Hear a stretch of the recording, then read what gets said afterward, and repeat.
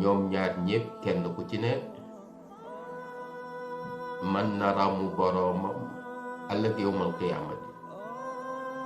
koor mun na ràmmu aji woor ji, alquraani koor itam mën na ràmmu ki ko doon jàng.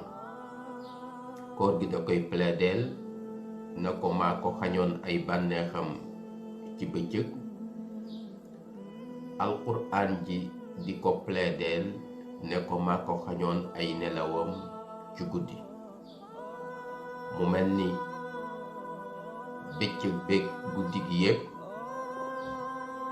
ci weeru koor bi jullit bi daf ciy jëflanteeg alquraan.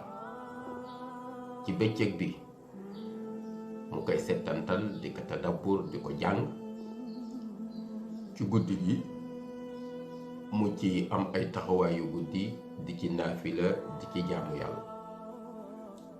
loolu moo tax lëkkaloo googu alquraan lëkkaloo ak weeru koor, bu koor mosaana ñëw jibril day dellusee di ko nafaraat ak yonent bi.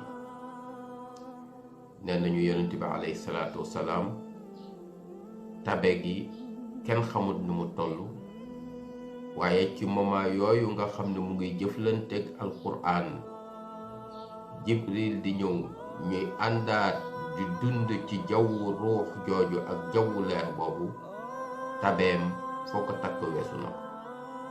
moo tax magul islaam yi ña ca yitte woon xadiis ak ña ca yitte woon jàngale ak ña ca yitte woon doon tuddkatu yàlla, ñoom ñépp bu weeru koor masaana dugg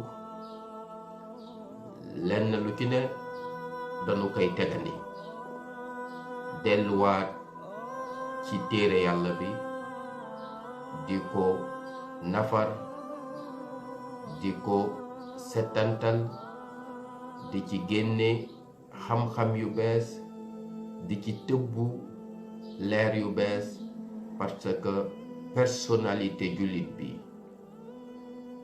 mool bi gën a dëgër ci bi koy tabax, nga xam ni mool yépp ci la ñuy tegu, mool bu mag boobu moo di alquraan bi nga xam ne kulliyaat yu mag yépp daje nañ ci. mooy principe yu mag yi, xàll yu mag yi, yoon yu mag yi nga xam ne moom lañu faram-fàcce daje na ci.